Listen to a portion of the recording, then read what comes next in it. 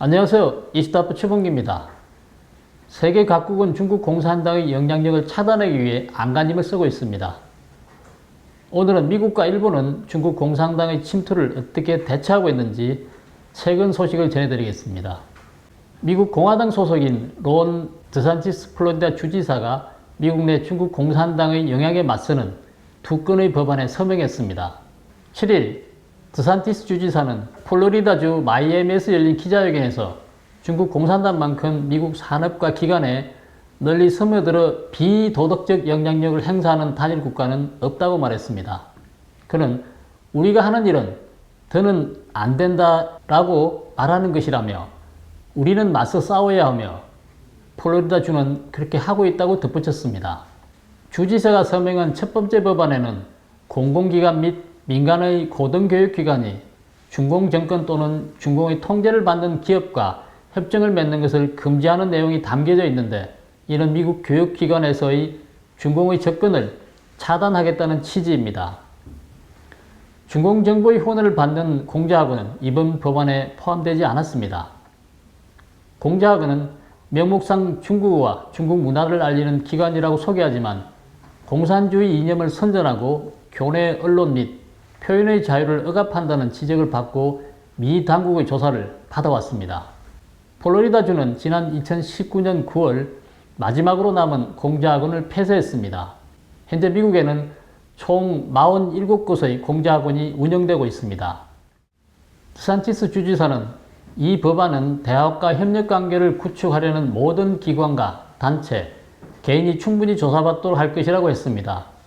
또 나쁜 행위자들이 대학에 연루되는 것을 원하지 않으며 새로운 법을 어기면 책임을 물을 것이라고 강조했습니다.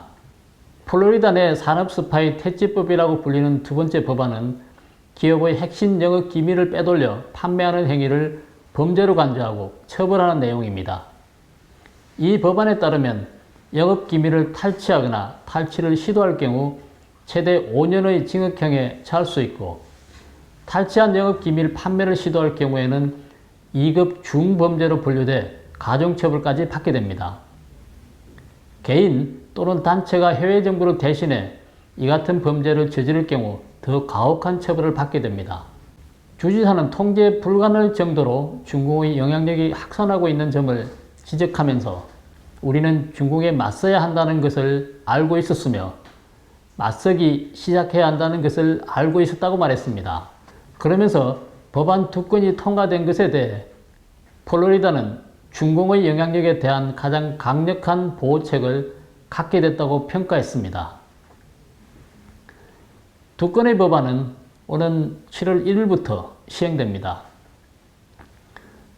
드산티스 주지사는 이날 회견에서 중국 공산당과 관련해서 개인이 기소된 사례를 언급하기도 했습니다. 그는 플로리다 대학의 한 교수가 중국에 설립한 회사의 연구비를 마련하기 위해 175만 달러를 절도한 혐의로 기소된 사례, 그리고 미 해군 장교의 부인이 군 장비를 중국으로 밀반입하려는 것을 도운 혐의를 시인한 사례 등을 그 예로 들었습니다. 지난 4월에는 중공 정부와 다른 해외 국가로부터 재정 지원을 받고 있는 것으로 의심받고 있는 연구원 500명을 기소했다고 미 국립보건원이 밝혔습니다. 드산티스 주지사는 이런 사례들이 주목을 받지 못한 데는 그만한 이유가 있다고 했습니다. 그는 에포크타임스와 인터뷰에서 미국에는 중공이 제공한 보조금으로 이익을 얻는 사람이 많이 있다고 했습니다. 또 중공의 영향력이 미 학계에 만연해 있지만 침투는 크게 그치지 않는다며 미국의 연예계와 언론사 등 역시 중국의 영향력이 커지고 있다는 점을 경고했습니다. 특히 이번 코로나19 사태와 관련해서도 중국이 우한 실험실 유출설에 대한 진실을 은폐하려고 했다는 주장도 했습니다. 아울러 마이크로소프트가 소유한 기본 검색 엔진 빙이 중국 천안문 민주화시 32주년을 맞은 지난 4일 땡크맥 검색 결과를 제한한 검열 행위에 대해서도 지적했습니다. MS 측은 이에 대해서 우발적인 사람의 실수였다며 해명했지만 뭔가 석연치 않아 보입니다. 드산티스 주지사는 이런 기업들이 중공이 원하는 대로 행동하고 그들에게 책임 묻기를 두려워하는 것이 놀라울 따름이라면서 이는 우리가 관여해야 할 장기적인 문제이며 우리는 계속해서 문제에 참여할 것이라고 밝혔습니다. 앞서 잠시 미국 내 공작원에 대해 언급했었는데요. 일본은 어떤지 알아보도록 하겠습니다. 일본 정부도 최근 자국 대학교 캠퍼스에서 중국 정부의 자금을 지원받으며 운영하는 공작원에 대해 대대적인 심사에 착수했다고 합니다. 니케이 아시아는 최근 후에서 일본 문부과학성이 공작원과 협력하는 일본 대학의 자금, 참여 학생 수 및 공작원의 대학 연구 개입 여부 등의 정보 제출을 요구했다고 보도했습니다. 이 보도에 따르면 일본은 공작원이 공산주의 중국의 선전도구로 활용되고 있다고 보고 있다고 합니다. 또한 일본 대학 내 학문의 자유를 침해하고 민간 교류를 내세워 기술을 중국으로 빼돌리는 것으로 보고 있다고 합니다. 일본의 이번 조치는 공작원을 퇴출시키려는 미국과 유럽의 움직임과도 행동을 같이 하는 것으로 보입니다. 미국은 한때 100개가 넘는 공작원이 있었지만 지난해 20곳이 문을 닫았고 올해 5월에는 47개로 줄어들었다고 합니다. 호주, 캐나다, 유럽에서도 총 20곳이 넘는 공작원이 폐쇄되었습니다. 그렇다면 우리나라는 어떨까요? 우리나라는 세계 최초로 공작원이 설치된 나라입니다. 현재 아시아에서 가장 많은 23개의 공작원이 있고요. 그렇지만 아직까지 정부 차원의 움직임은 없고 공작원 실체 알리기 운동본부라는 시민단체에서 퇴출운동을 하고 있습니다. 최근 공자라는 미명하에라는 다큐를 제작한 캐나다 도리스 감독을 초청해 서울 등 전국 7개 도시에서 10회 다큐 상영회를 개최하고 감독과의 대화 시간도 가졌다고 합니다. 다시 일본으로 돌아가 보겠습니다. 하기우다 고이치 문부과학상은 공통된 가치관을 공유하는 미국, 유럽 국가들은 공작원을 폐지하거나 관련 정보를 확보하기 위해 노력하고 있다며 이번 조치의 그 근거를 밝혔습니다. 이어서 공작원의 조직 관리 및 연구 프로젝트의 투명도를 높이기 위해 정보 공개를 촉구한다는 말을 각 대학 측에 전달했다고 합니다. 공작원은 2004년 서울에 제1호점을 낸 뒤 전 세계 160여 개국 500개 대학에 설립되어 있습니다. 1000개 이상의 초, 중등학교에서 중국어 교실 성격의 교과를 운영하고 있죠. 공작원 운영기관인 국가한반은 중국 교육부 직속기관이지만 총책임자는 공산당의 해외 영향력 확대기구인 통일전선공작부 부장 출신인 류엔둥 부총리입니다. 중국의 부장은 우리나라의 장관급입니다. 국가한반의 다른 간부들도 모두 공산당 간부들이어서 사실상 통일전선공작부의 통제를 받는 셈이죠.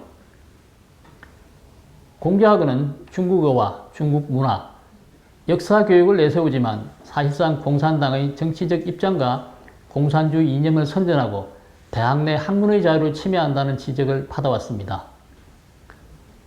공작원을 계기로 학교 측과 협력 관계를 강화한 뒤 이를 이용해서 공산당의 불리한 토론이나 연구를 억압한다는 것입니다.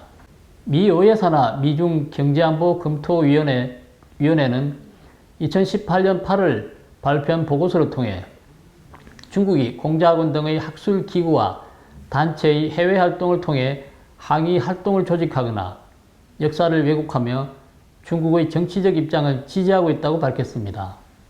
공작원이 스파이 소굴이라는 논란이 이어지자 작년 7월 중국 교육부는 국가한반을 해체하고 민간기구인 중외 언어교류협력센터를 설립해서 운영을 위탁한다고 발표했습니다.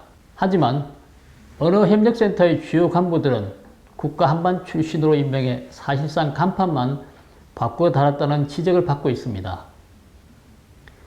일본에는 와사다대 등 14개 사립대학교에 공작원이 설치되어 있습니다. 공작원은 학위를 제공하지 않기 때문에 정부의 허가나 등록이 필요가 없습니다. 교내의 학원 설립은 대학교에서 공개 수업을 진행하는 것처럼 간단한 절차만 통과하면 되기 때문에 정부는 공작원의 활동을 추적하기가 어려운 측면도 있습니다. 아리무라 하루코 일본 참여는 지난 5월 국회에서 공자학은 다른 국가에서 안보 위협으로 취급받고 있다며 일본의 관련 부서와 기구가 협력해서 공자학원을 감독 관리해야 한다고 발언했습니다. 도쿄 소재의 한 사립대 관계자는 니케이 신문과 인터뷰에서 중국이 과거 우리 대학에 공자학원 설립을 요구한 적이 있지만 거절했다.